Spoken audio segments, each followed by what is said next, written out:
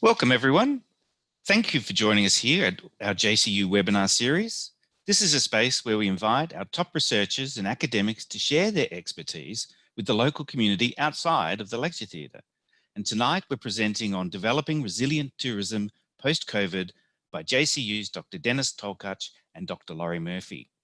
My name is Professor Stephen Boyle and I'm the Dean of the College of Business Law and Governance at James Cook University, and I'll be your MC tonight, looking after proceedings. But first of all, I'd like to acknowledge the Australian, Aboriginal and Torres Strait Islander peoples as the first inhabitants of this country and pay my respects to the traditional owners and elders, past, present and future, of the land on which we stand today. In the spirit of reconciliation, I also acknowledge the valuable contribution that Australian Aboriginal and Torres Strait Islander peoples continue to make to both James Cook University and the broader community. Now, some housekeeping rules before we get started. So if you have a question during the presentation, you can type them into the Q&A box, which you'll find in your Zoom control panel at the bottom of the screen. I'll be monitoring this function throughout the presentation, and I'll raise your questions with Denis and Laurie when appropriate.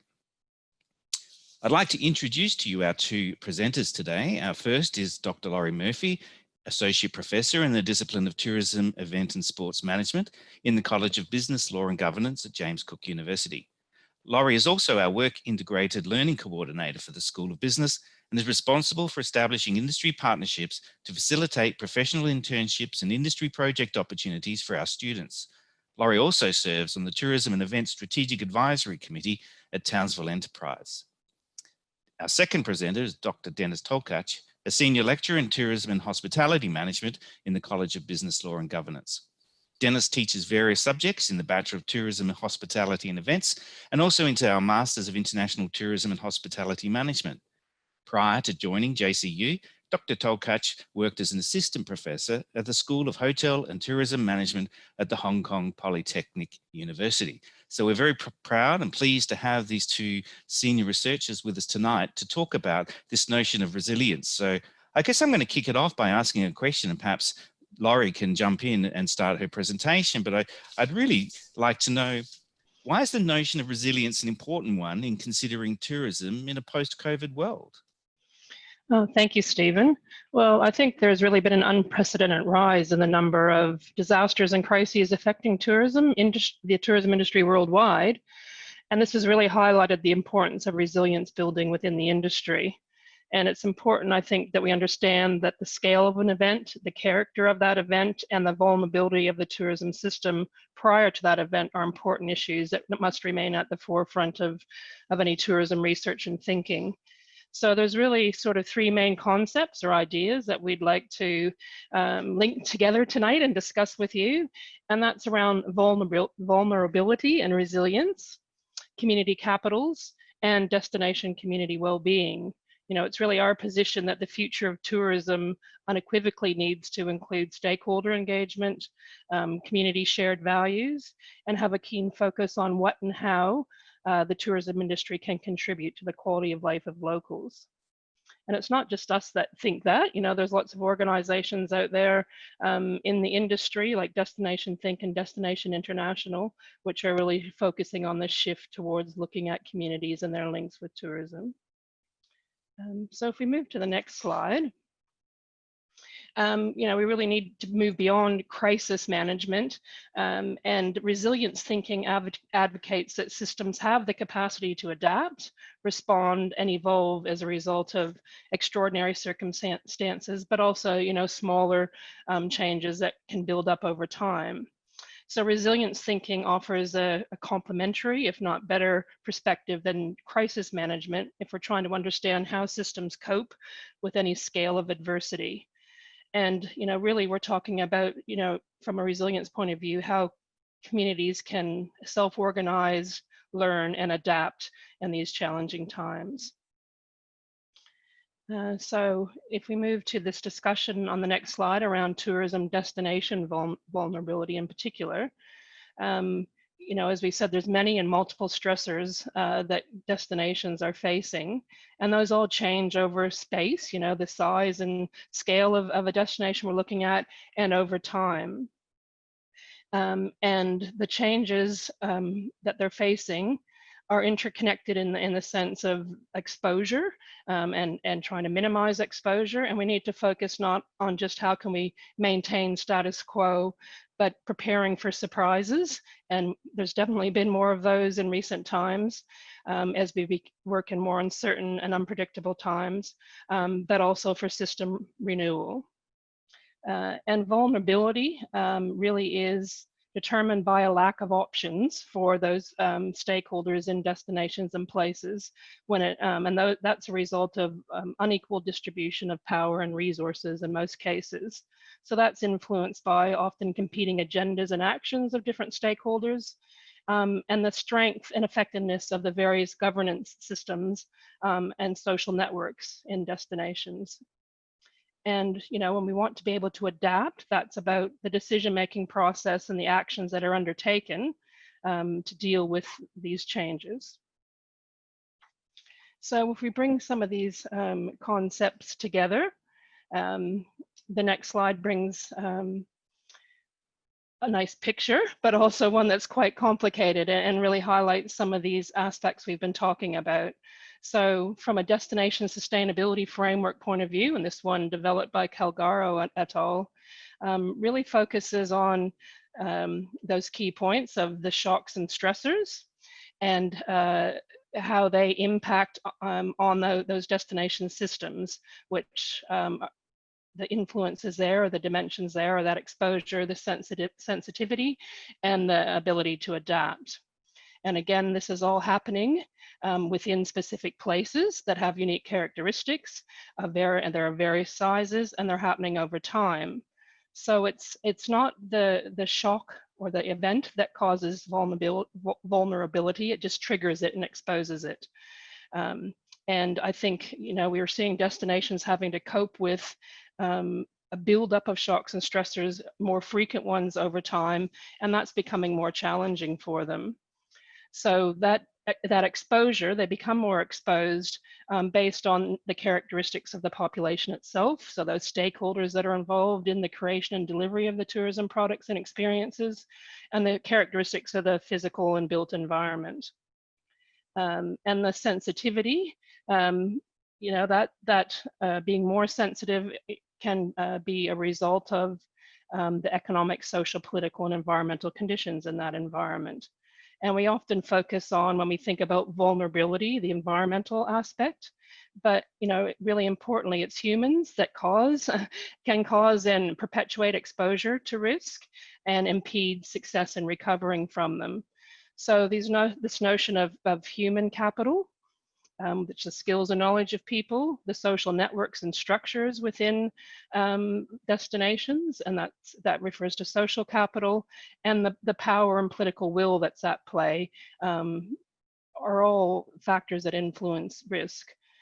And specifically around tourism, the destination products and the consumers that they're targeting and the mode of production are often factors that increase sensitivity. So things like seasonality, the marketing strategies, destination image, the development history, and the market that they're operating in. And I'm so, just going to, oh, sorry, yeah, keep going. Yeah. Just the last one is that feed. Those things all influence whether we have sort of a positive adaptation and adjustments that filter back, or we're exposing ourselves to more risk and sensitivity moving forward. Just got a quick question there, because it's quite a detailed slide and there's lots of information on that slide. And you mentioned lots of different things such as political, economic, systems, social capital, human capital. So maybe you can explain those in a bit more detail, particularly how they relate to resilience in destination communities. Definitely. Yeah, so the community capitals framework, I think, is something we can see that sits within that diagram. So the next slide breaks down those capitals a bit more clearly. And it's actually Flora who first introduced the community capitals framework in her work on community development, and really looked at the role of these capitals in influencing the social and environmental and economic well-being of communities. So financial capital obviously refers to access to savings and loan and credit and investment, and business-friendly structures. Human capital is about the knowledge and skills and education and opportunities for those in the community or destination. The built capital is the physical infrastructure, and that includes not only the roads and mass transit, but public facilities and services, the buildings. Natural capital is obviously the environment and the quality of that environment. And cultural capital refers to the preservation of local cultures and traditions and stories in food and art forms. Political capital is the access to the resources and power that we mentioned before, both at the local, regional, state, and federal levels. And social capital, importantly, are those networks and relationships within and outside communities that build trust and give them and connect them to some of those other stakeholders and levels of power. And importantly, from a resilience point of view, any capital can exist, and understanding how they interact can help us understand and increase resilience. All forms of capital are necessary, but none are sufficient in and of themselves. So there's a lot of relationship between those capitals, and building up some can have positive benefits for others. Stakeholders within destinations and communities have varying levels of access to those capitals. And again, if we can understand better how they're related and how to use them and take ownership of those within a community, we can build more resilience. So the link to tourism that's good, because there's a question right here, and I think you're going to actually do this now. So how do tourist towns such as Cairns, how can they become resilient, particularly focusing on domestic tourism alone as well? So how do you interplay that? Okay, well, I think if we move to the next slide and talk about how the community capitals framework can influence and needs to be part of destination management policy and planning going forward. The framework that has been developed by my colleague Gianna Moscardo and I is called Destination Community Wellbeing Framework, and it reconceptualized tourism as a tool for destination stakeholders and sets the main goal of tourism planning as supporting improvements in the well-being for destination communities and sustainability. So instead of seeing the destination and assessing the resources it has available for tourism, it argues for an assessment of the stock of the various capitals we just discussed available to the residents and the major issues that they're facing as a community. So that, where their strengths and weaknesses are in those capitals. So once that's been identified, what their needs and values are around those capitals, then the process moves to the generation of tourism options, decisions about markets and development that best suit those needs and can best contribute to the capital strengthening that they need. So it differs from traditional approaches to destination and tourism management in a few ways. It places the destination community at the center of the planning process with input into every stage, rather than just being a stakeholder that's sort of informed about the latest marketing campaign after it's already been developed. It suggests that communities need to build capacity for tourism governance, so being able to take ownership and have meaningful contribution to that tourism planning. And that requires, a more in-depth knowledge of tourism and tourism systems than often most residents within communities might have. And it also suggests that tourism needs to be considered specifically within the context of community well-being, needs, and aspirations. So it is very future oriented as well. Future scenario planning is a core part of that process. And I was just listening to a Future of Tourism webinar today with some leaders from Canada, where I'm from originally. And I like the notion they referred to about deliberate tourism. So moving forward, they were saying we really need to be, as communities, more deliberate about the choices we make, about who we want to attract as customer segments. And to try to find those ones that align best with the values and goals and needs of the community and will work best for that community, rather than just focusing on, volume coming through the doors or trying to advertise our way out of the situation. I'm going to jump in again, Laurie, because got a couple of questions here, which I'm maybe join them together. But one question on the chat is, how would a sense of pride help to develop resilience? And you can answer that one first. Yeah. Well, definitely, community pride actually falls in under the combination of social capital and the political capital. So very much if the locals feel love living in the place they live and they're proud about that and they want to share it, then that can help build resilience as well. and it does influence that image and the sensitivity to risk as well, which is one of the next slide is about what are some of the, the factors that increase destination vulnerability.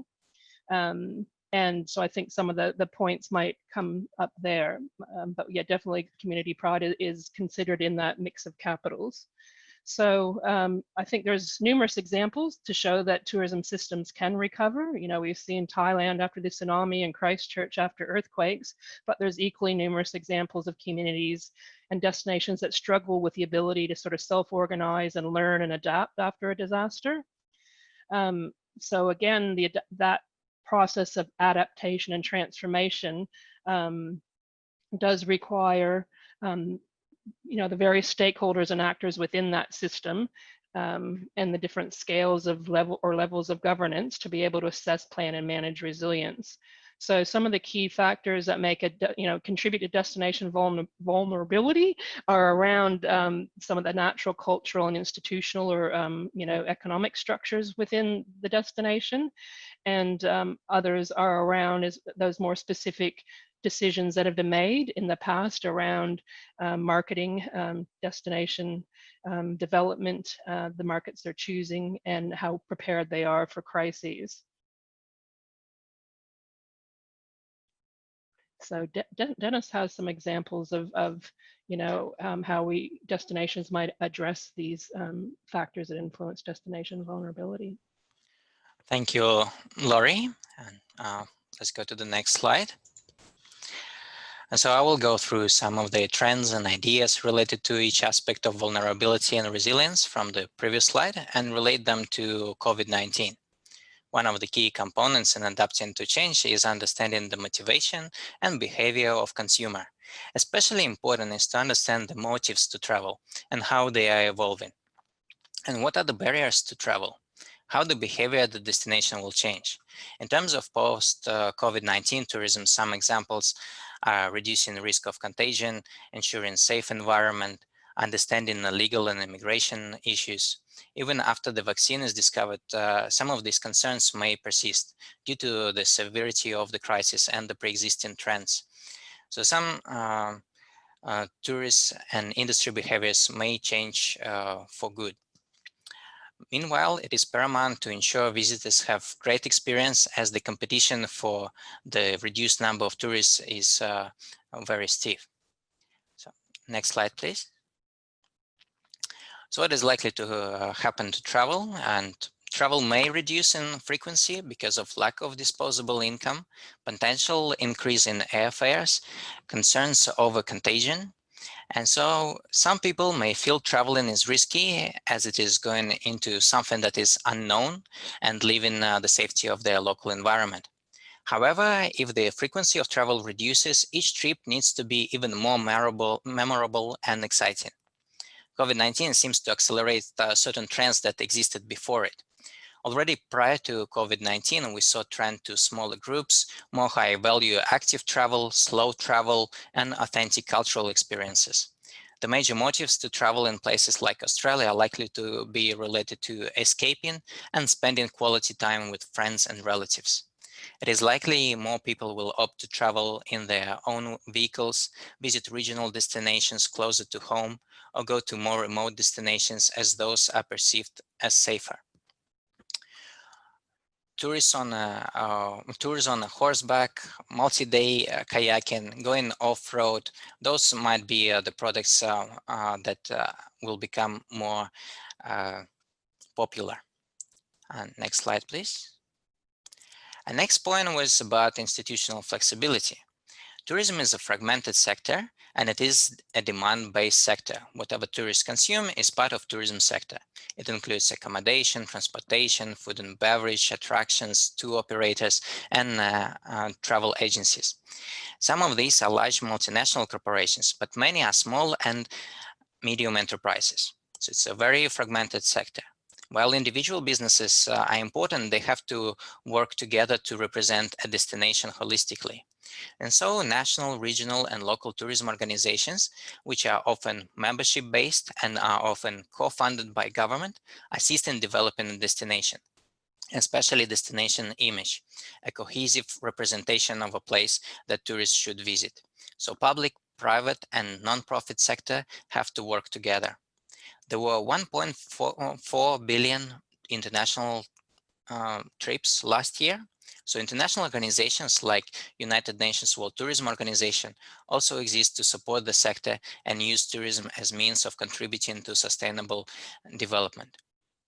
All these private, public, and non-profit organizations have been working on plans on how to address COVID-19 for tourism and ensure tourism bounces back, but also changes to ensure it contributes to various issues of sustainable development. For example, United Nations Sustainable Development Goals. So just got a quick question then, Denis, for you. So what are the UN Sustainable Development Goals and how can tourism help with those?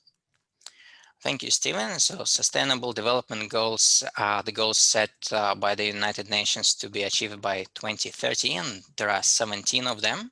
And tourism is explicitly mentioned in 3 of them.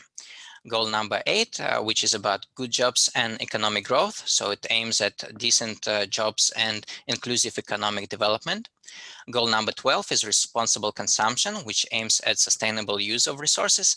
And goal number 14, life below water, which suggests tourism as a sector that can support livelihoods in coastal and small island states rather than solely reliant on fishing. But tourism can also contribute to solution in other sustainable development goals like no poverty, no hunger, gender equality, sustainable cities and communities, life on land, and peace and justice. So I hope that answers the question, and let's go to the next slide. So destinations located away from major population centers may face difficulties if tourism becomes not just more domestic but local. For example, there is a sparse and relatively low population in far north Queensland. We need people to come from the state south and from interstate and overseas to support our economy, including tourism. On the other hand, as discussed before, being away from major populations may have its positives, as tourists may want to escape crowded urban areas. So on the flip side, good infrastructure allows people to come in who want to be away from cities and enjoy their getaway away from stress. There's plenty of space to get lost and find yourself in North Queensland. It may also be positive not to be a point of first entry into the country for the international tourism. So the screening occurs somewhere else, and if people need to be quarantined, they're also quarantined in other communities before they reach smaller, more remote, and more potentially vulnerable places. Next slide. Just before you move on, Denis, Yeah. one of the participants has put in a comment and a question. So this participant founded a travel photography app called Pictrax. So there's the plug, pinning GPS map pin travel images to global interactive map for increased exposure, and pays users when they receive their likes. So would that help to boost self-drive tourism, reward locals and travelers for exploring and sharing local area knowledge? And would you see something like that to help to assist with domestic tourism? Yeah, I think all these initiatives that that bring in consumers to be involved in tourism, to share their experiences, similar to social media, they are all important contributors to destination marketing or place making.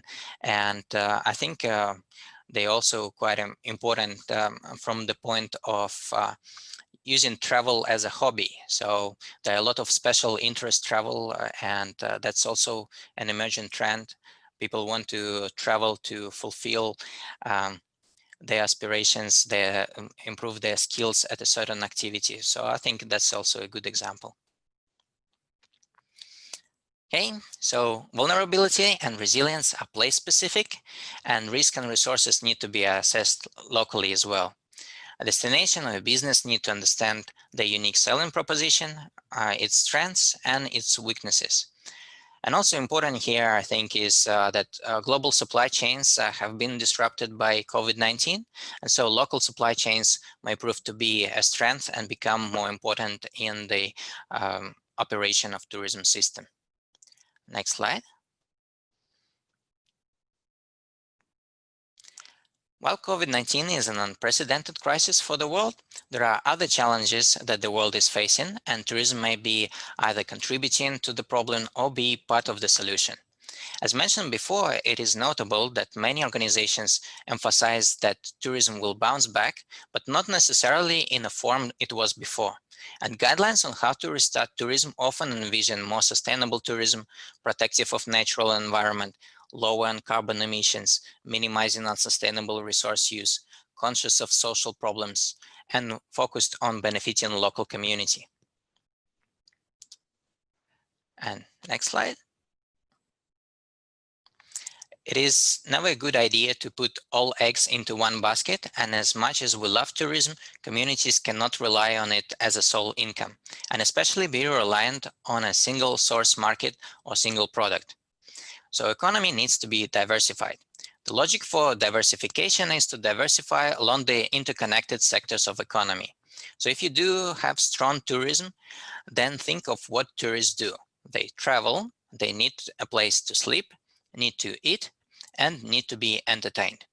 So what other industries can a region or a nation get involved in? Those that would constitute a supply chain, but won't only be used by tourists, but also by local consumers and may be used for export. Agriculture is an obvious example here.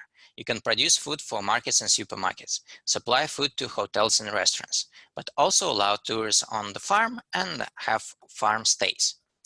Other examples can include transportation, engineering, information technologies, finance, creative industries and arts, education, and construction. Denis, I'm going to jump in again. Yeah. Looking at this diversification of the economy, perhaps, and this links into another question, which is around to what extent does innovation play a factor in destination tourism resilience? So yeah, I think innovation is paramount. Thank you, Jared, for this question. And it's really important to be agile and find new solutions, find new ideas quickly, and it is important to be flexible as well.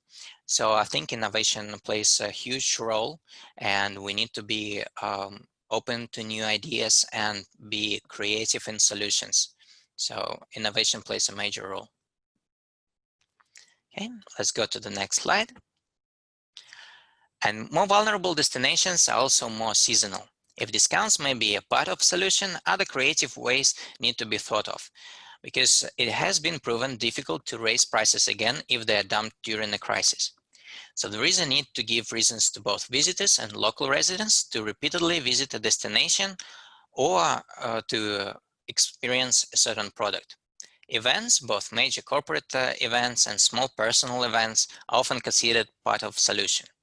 Resorts, for example, may think of themselves not only as providers of accommodation and services for tourists, but also recreation clubs for local residents. Maybe even have annual membership schemes. What services can they provide to local residents? Can they make weddings, birthdays, graduation parties memorable? Can they help entertain families with the young children? Or maybe they're useful for school groups or other community groups? And next slide. And among the resources valuable for tourism, as we saw the capitals framework, all are important, but one that underlies a lot of development is knowledge.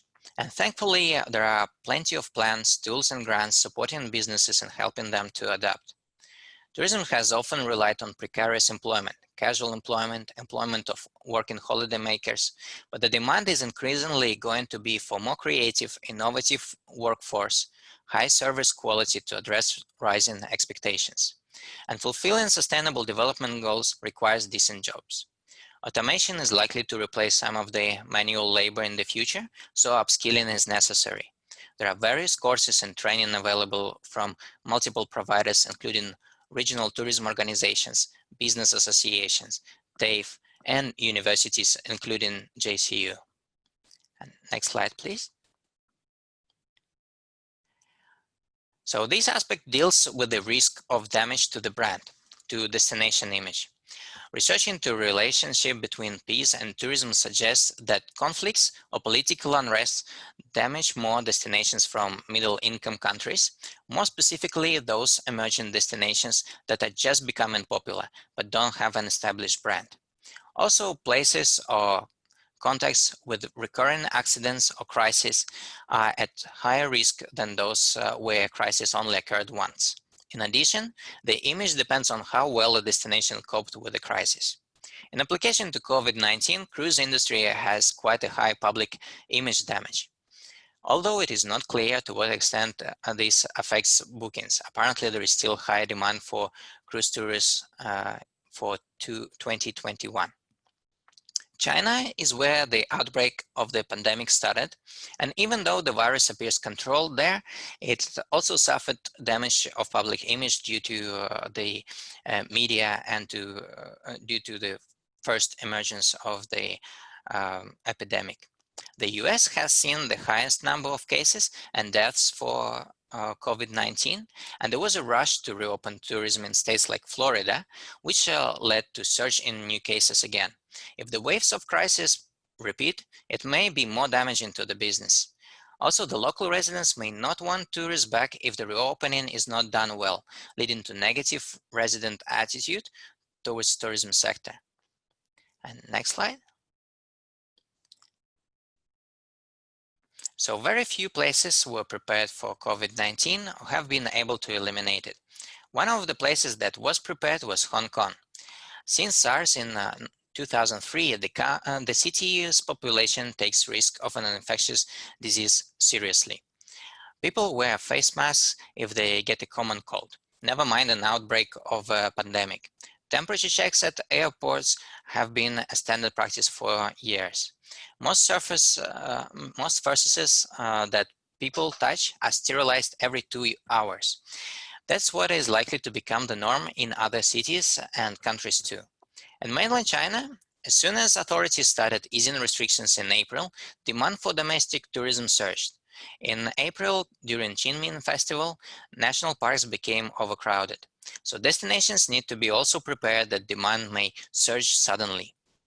While many destinations promote domestic travel, Japanese people are concerned even of domestic tourism, since there has been a recent increase of COVID-19 cases. Again, resident sentiment is important to take into account in planning future tourism.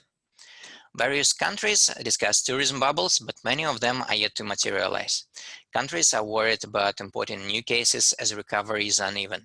This situation may linger for quite some time. Even in New Zealand and South Pacific Island nations, where there haven't been many cases of COVID-19, international travel is currently impossible and domestic restrictions apply. Vietnam managed COVID-19 quite well so far, as strict measures, clear communication and public buy-in were achieved early on. Plus, the country also has experienced dealing with SARS. So its tourism image may have been boosted as a result. And next slide, please.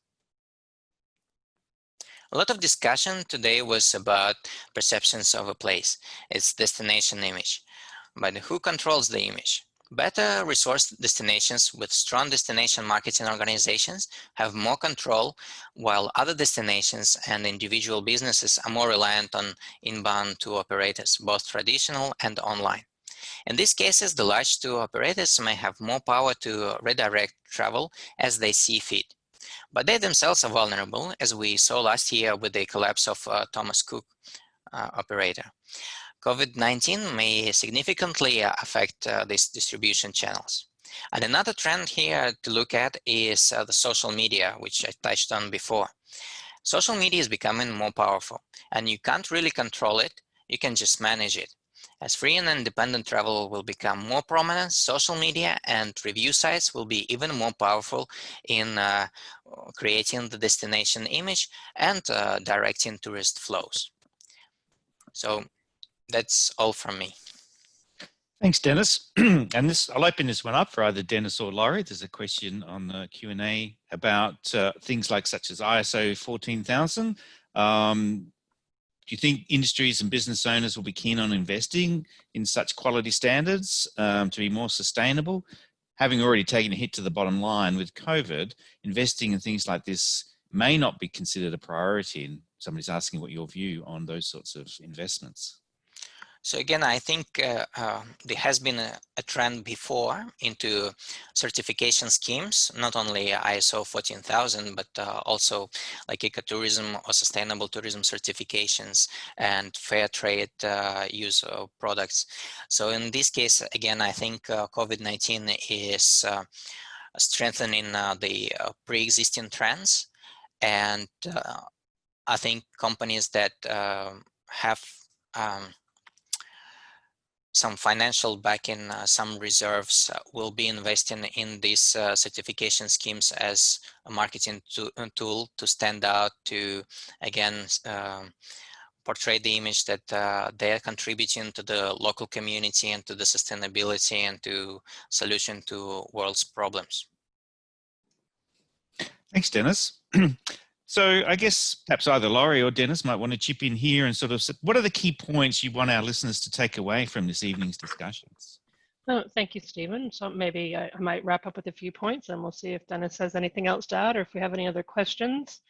But I guess what we really want destinations and communities and people to think about as they go away is the visitor economy really serving the needs of the community? And is tourism as we know it actually driving benefit to the whole of a community and not just a few? And how can we create a framework so that our industry is welcomed as part of the contributing fabric of society and communities year round? And to do that, tourism really needs to be better and more and better embedded into the social and economic activities of communities, not be an industry that's on the side and managed separately. And it needs to consciously make decisions and be deliberate about how it can contribute to community well-being. And for that to happen, we really need to focus on the capacity building in that human capital so that the stakeholders, including local residents, have the knowledge and understanding and skills needed to make meaningful decisions about tourism.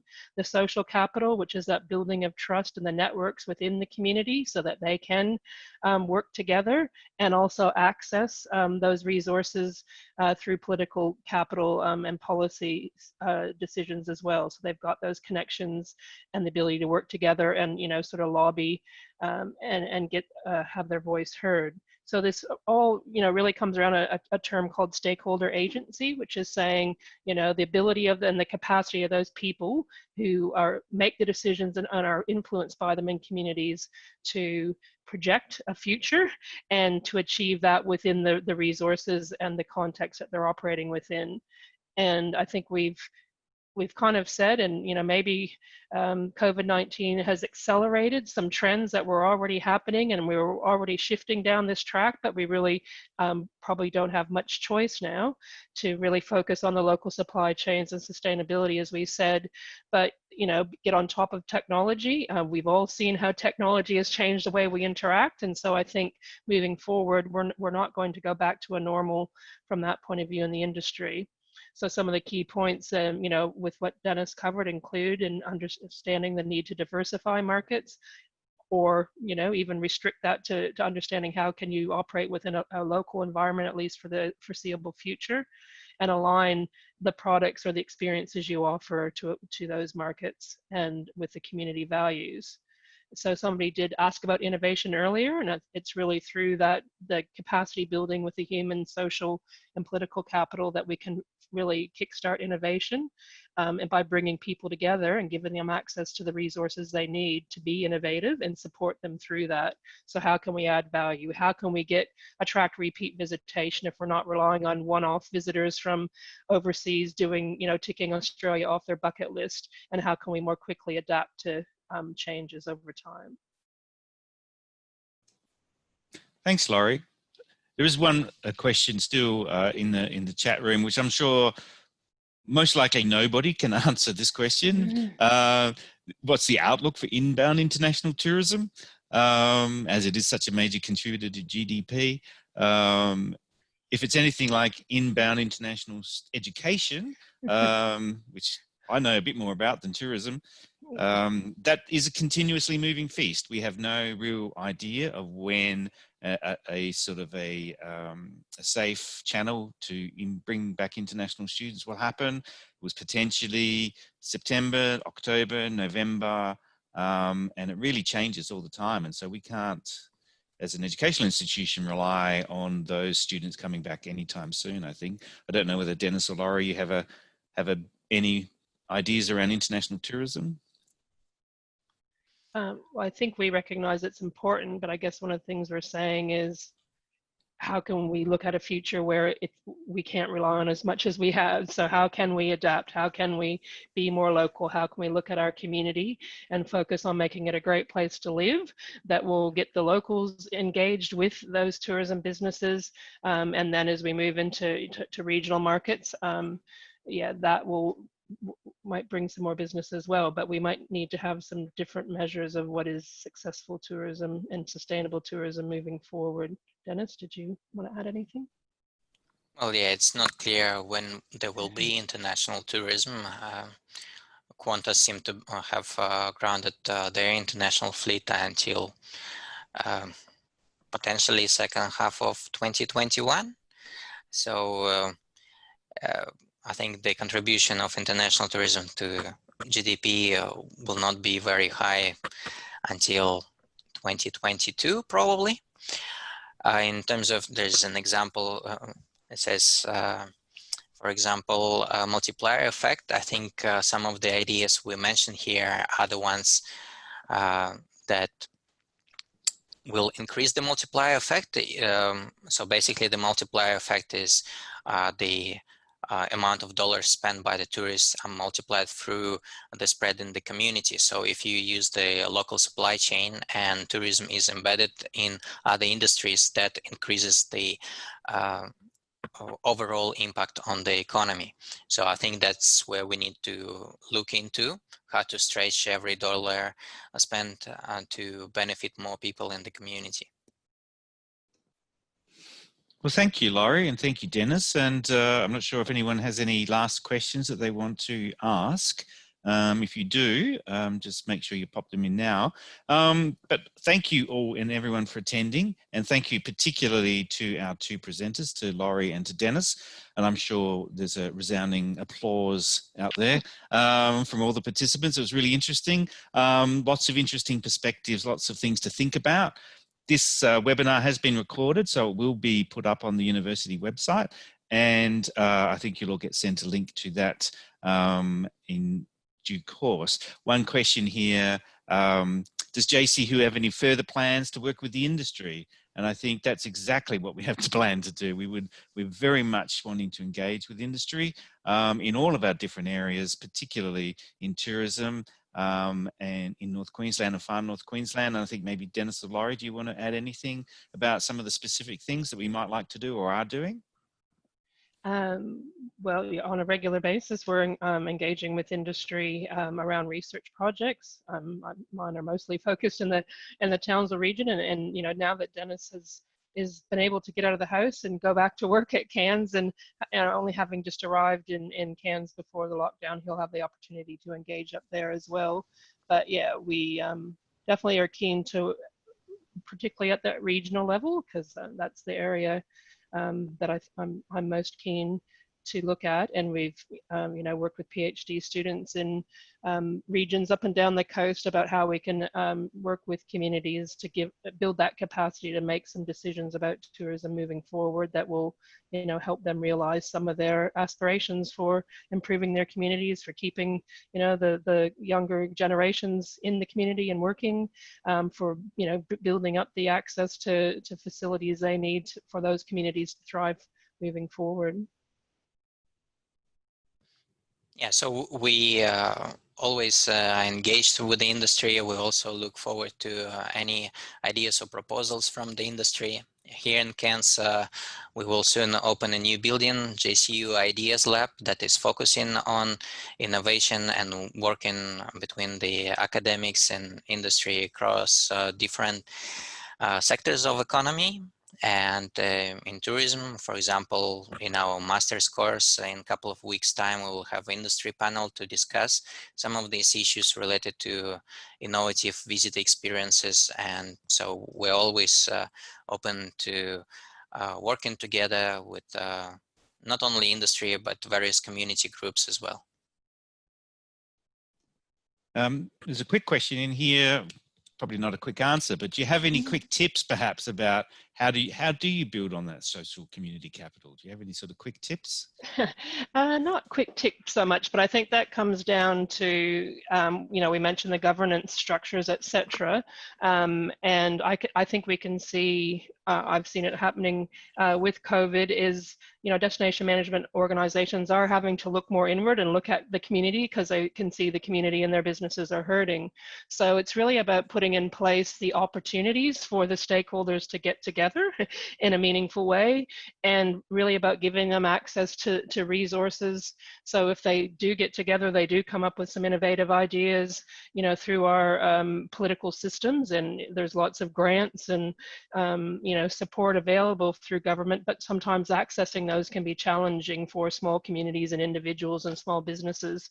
So I think, you know, really at a community level through the councils and through the DMOs, it's about giving space and time and resources for those people to come together and facilitate them discussing and working and you know, and getting community sort of subgroups or action groups together that have an idea they want to take forward, and helping them move that forward into and access, you know, those sometimes what can be seen as quite daunting sort of hurdles to get through to you know, state and federal levels of government for support. And we have a question from the Alpine Shire in Victoria, and looking at how the snowfields are affected in the ski field and things like that, in similar ways to things like the Great Barrier Reef and North Queensland. So there's some, obviously, lots of different places around the country with those sort of unique products, and whether there's any initiatives to see how we might work nationwide across universities and across different areas of the country to see how we might be able to work together. Well, we're having a meeting on Tuesday. Denis will be at it, with Edith Cowan University, University of South Australia, Newcastle Uni, and University of Tasmania, to try to put in an application for a sustainable cooperative research center on sustainable future tourism. I can't remember the whole title, Denis. You can perhaps, but yeah, it's really is about, and those CRC is about connecting industry and universities, and it does have a very regional focus to it, all those universities. So yeah, definitely looking, you know, we realize the vulnerability to climate change for destinations that rely on the reef or on snow falling.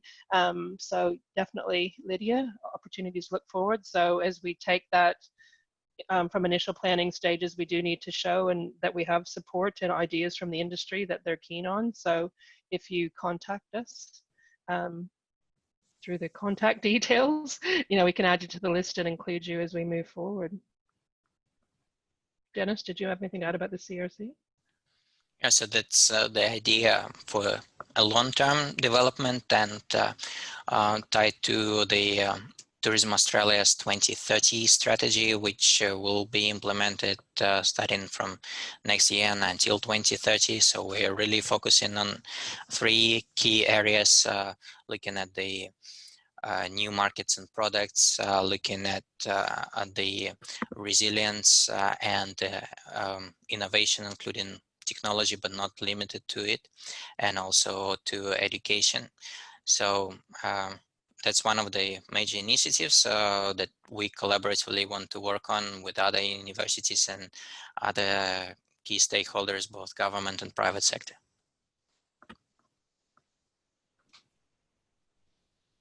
Okay, so another question in regards to market diversification and restriction: is it viable for smaller countries with fewer resources to redefine their markets in relation to their social community ideals and needs, especially those with high dependencies? So this is smaller countries, perhaps in the region. How do they diversify their markets? Well, for the, for example, for the Pacific Island nations is quite challenging because of the accessibility issue.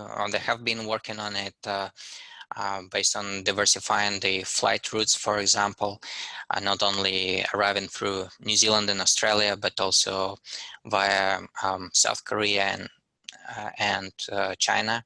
So they have been working on these ideas of how do you diversify, and it is a challenge because for smaller countries that are away from major markets, it's also quite expensive. But in terms of social community ideals, people go to those island nations specifically to immerse themselves into local culture and understand local people, and interaction with the local residents is one of the most important things, as found in a lot of marketing research done by the regional and national tourism organizations. So actually they can link up because tourists want to see the community and understand the culture, and so they can channel their aspirations through it. Great. Well, thank you, Denis, and thank you, Laurie. And just while we're finishing up here, just note that there is another upcoming webinar on the 13th of August, if you'd be interested in attending that. That's on resilience and wellbeing, so another resilience sort of theme. And that's a theme that's really emerging across the nation in lots of different areas, this notion of resilience. So, and this is around building those skills to thrive. So perhaps building on how do we develop social capital and things like that. This is a conversation around the skills needed to thrive and build that resilience and well-being. So that's with Dr. Jane Hart and Dr. Anna Kovacek. Tips, tools, and strategies on how to achieve resilience and well-being in work, study, and everyday lives. At the conclusion of this webinar, please stay online, because when this concludes, there will be a link to a survey, and we would love to get your feedback on that particular survey. And thank you again. Thank you to our two presenters, to Laurie Murphy and to Denis Tolkach, and to all of those people attended. And thank you very much for being here, and we see you